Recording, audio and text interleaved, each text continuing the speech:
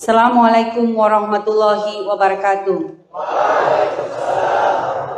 Alhamdulillahirabbil alamin wassalatu wassalamu ala asyrafil anbiya'i wal mursalin wa ala alihi washabbihi wasallim ajmain.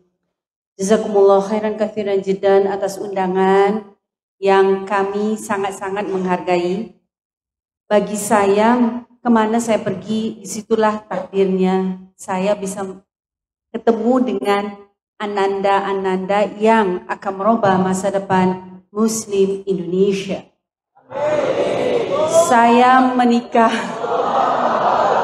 dengan ayahnya Habib Hasan Ayatullah dan saya menikah dengan Habib di usia 20 tahun. Jadi saya di Singapura, saya lahir dan besar di Singapura, sebab itu lagunya masih Siti Nurhaliza, belum bisa Krisdayanti, and I speak totally perfect British English. Karena saya lulusan English Language and English Literature, Cambridge University, United Kingdom. Jadi, sayangku tersayang, Anda adalah pemimpin. Pemimpin di dalam keluarga. Anda bertanggung jawab terhadap 4 orang perempuan, ibu, saudara perempuan, anak perempuan, dan istri. Sebagai pemimpin, Anda harus benar-benar bertanggung jawab dari dunia sampai syurga Jannatul Firdaus. Habib punya istri 3. Istri pertama orang Dompu, anak 6. Istri kedua orang Surabaya, anak 6, keduanya Syarifah. Saya istri ketiga, anak saya 7, dan cucu saya jalan 14 orang. I still look good, right? Nobody knows that he is my son. Jadi Habib Hasan itu awet tua, saya awet muda. Itu aja. Karena saya tahu orang kalau kemana orang pergi, pasti orang pikir Habib Hasan itu suami saya. Karena badannya tinggi besar, ya biasalah orang Arab. Kalau saya bukan orang Arab. Datuk saya orang Bugis. Orang Bugis yang merantau ke Malaysia, jadi raja di Perak. Datang masuk British, perang, kalah. Karena apa? Kalahnya karena apa? Karena banyak munafik di dalam kerajaan itu. Kalau kita belajar sejarah tentang Islam, peradaban Islam seperti ustazah yang mengajarkan, jatuhnya satu kerajaan, satu perusahaan, satu institution, satu organization bukan dari luar. Bukan datang tiba-tiba orang datang perang, kalah, langsung kalah. It's from the inside. Semuanya dari dalam. Nurul Iman juga seperti itu. Ketika Habib di 2010 bilang, beritahu saya akan meninggal di hari Jumat jam 9 pagi. Nurul Iman harus sampai kiamat gratis. Tempat tinggal, makan, kesehatan, dan pendidikan untuk semua santri. Dari PAUD, TK, SD, SMP, SMA, sampai S1. Sampai pengabdian 2 tahun dan sampai kami nikahkan ustadz-ustadzah yang sudah selesai pengabdian. Jadi di Nurul Iman tidak ada yang namanya FaceTime, chat time, Facebook. Semuanya dijodohkan. Selesai S1, pengabdian 2 tahun, pengabdian di unit-unit usaha, di bagian pendidikan, mereka rata-rata hafidho, dan nanti akan dijodohkan oleh pesantren. Sebelum mereka balik ke daerah mereka akan pulang bawa ijazah dan bawa pasangan hidup. Tujuannya untuk apa? Untuk bangun pesantren gratis di semua kabupaten di seluruh Indonesia. Tidak perlu pesantren besar-besar. Yang penting ada santri, bisa mengajar, bisa usaha. Itu yang paling penting. Karena Habib ingin bangsa Indonesia harus menjadi orang-orang yang alim. Orang-orang yang kaya raya. Karena kalau punya ilmu, tidak punya uang, bisa disogok. Bisa dibayar. Mohon maaf, seperti sekarang kita lihat banyak kiai yang bisa disogok. Karena apa? Karena tidak punya uang, butuh amplop. Seperti Habib Hasan tadi bilang, sudah di DP Umi. Saya bilang kamu ya, kamu Habib DP atau Habib amplop? Pilih aja. Ilmu tidak bisa diperjualbelikan. Ilmu milik Allah. Tidak ada harganya ilmu itu. Jadi ketika Anda nanti mengajar, walaupun mengajar alif bata atau mengajar ilmu tafsir, tidak boleh pasang harga. Dikasih berapa aja terima aja. Saya kemana saya pergi, mau dikasih berapa aja nggak apa-apa. Yang penting dibayarkan tiket pesawat dan tidur di hotel. Kalau di hotel DDI Mangkoso itu sudah bintang 5. Senang saya, hotelnya tenang, bersih. Yang paling penting itu adalah bersih. Karena bagi kami, alhamdulillah, dididik oleh Habib bahwa money is important but money is not everything.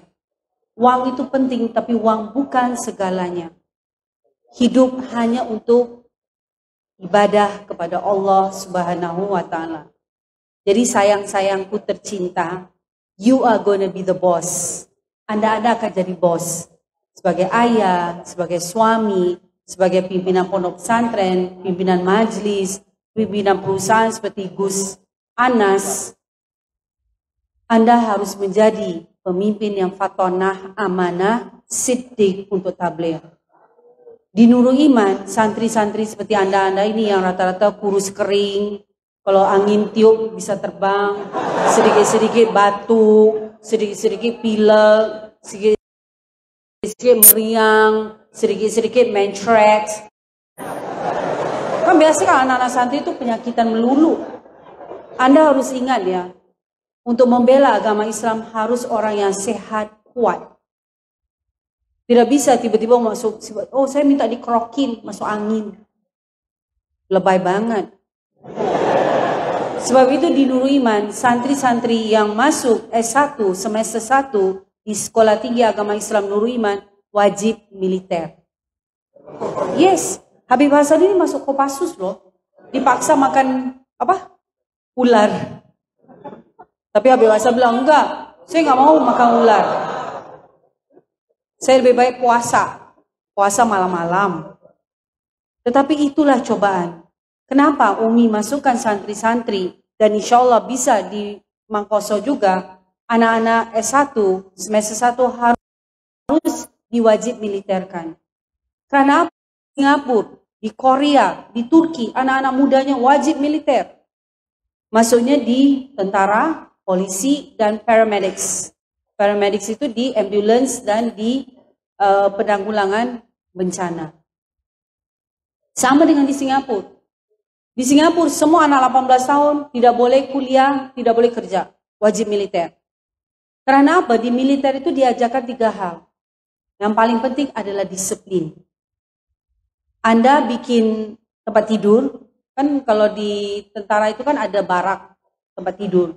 Ketika dilempar koin di atas tempat tidur dan koinnya tidak membal, perbaiki itu tempat tidur. Anda harus bikin spray ini benar-benar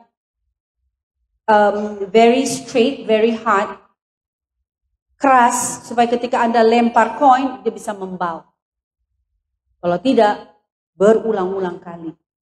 Kemarin Habib Hasan cerita, ketika kita di tentara, kita makan, kedengaran suara, kan dilarang Nabi. Rasulullah SAW bersabda, kalau makan tidak boleh ada suara. Tidak boleh ngobrol, apalagi muncrat-muncrat, nasinya, apanya, sampai ngomong, mulutnya penuh. Itu dilarang Rasulullah SAW. Sama juga di tentara. Di tentara, Anda makan. Kedengaran suara, itu mulut Anda disebat sama selang. Sampai berdarah.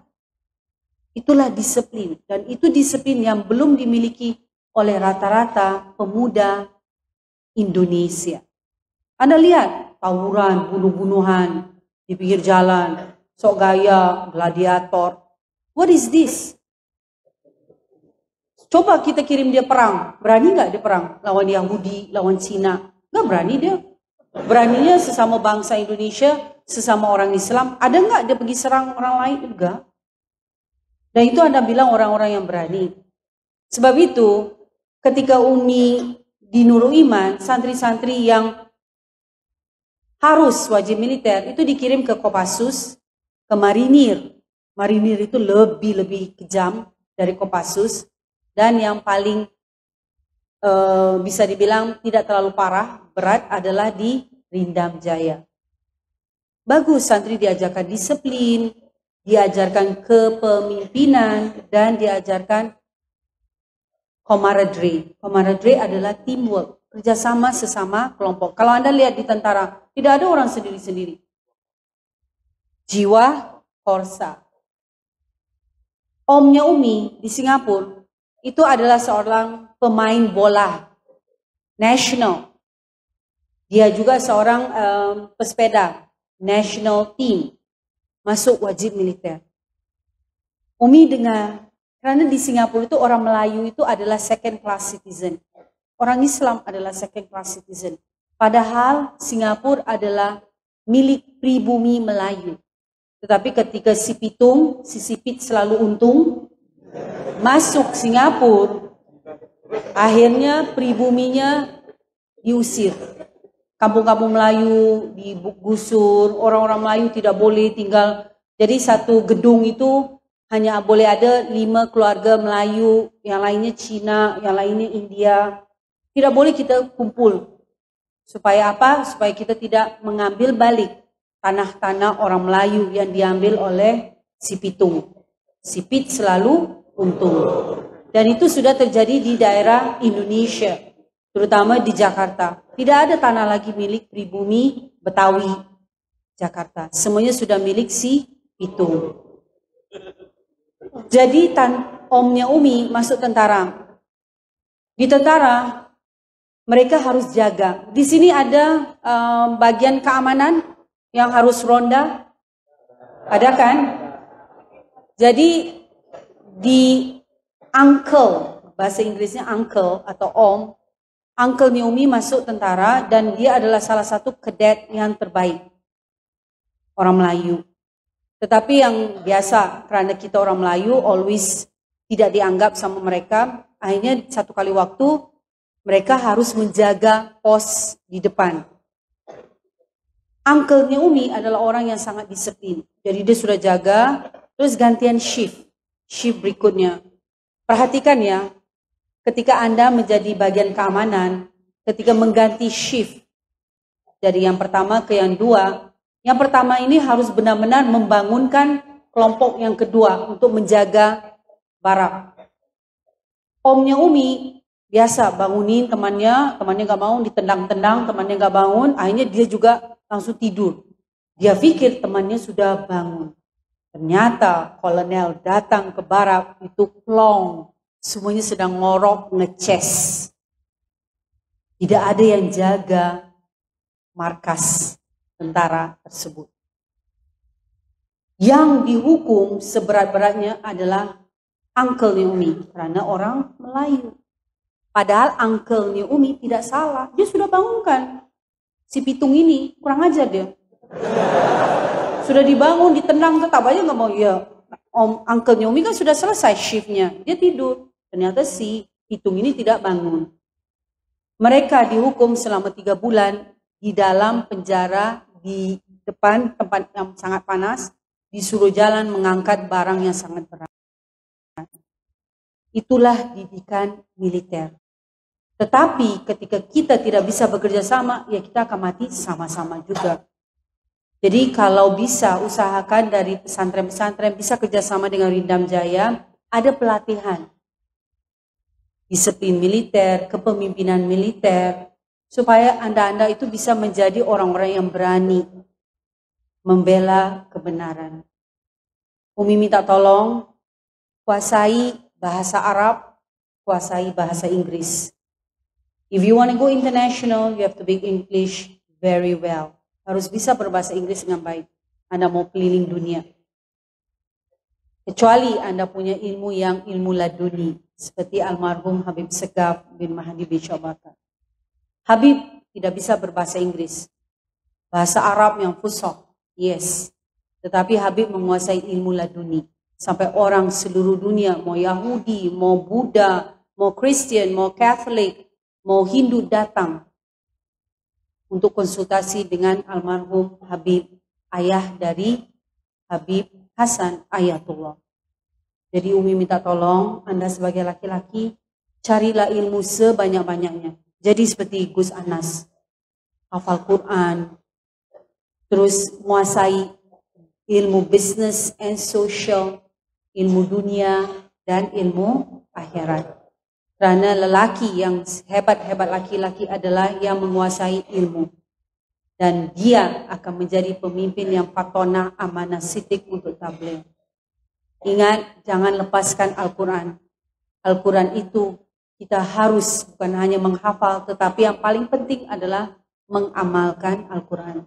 Seperti di Nurul Iman, Alhamdulillah kami sampai sekarang bisa memberi makan, tempat tinggal, kesehatan dan pendidikan gratis untuk lebih dari 15.000 santri.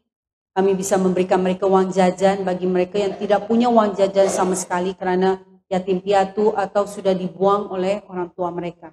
Jadi anak-anak yang korban perceraian, orang tuanya sudah tidak mengakui anaknya, itu yang banyak di Al-Asriyah Nurul Iman. Karena kami memang menerima anak-anak yang tidak mampu dan anak-anak yatim. Karena cita-cita saya adalah menjadi Sayyidatina Khadijah milenial. Di mana harta kami hanya untuk Islam. Itu yang kami inginkan. Dan Anda harus punya cita-cita.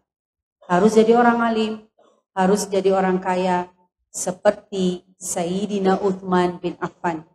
Yang hartanya semua digunakan untuk wakaf. Yang bisa dinikmati sampai kiamat insya Allah. Jadi cita-cita itu yang harus ditanamkan dari sekarang.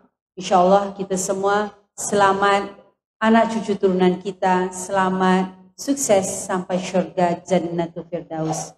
Sekali lagi mohon maaf, doa dan batin. Sebenarnya saya masih mau berbicara banyak, tapi daripada nanti ada yang ngeces atau ngorok di pojok kan kasihan.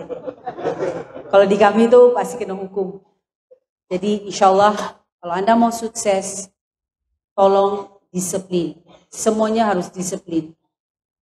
Dan yang paling penting adalah kebersihan. An-nadzafatul minal iman. Sekali lagi mohon maaf doa dan batin. Wassalamualaikum warahmatullahi wabarakatuh.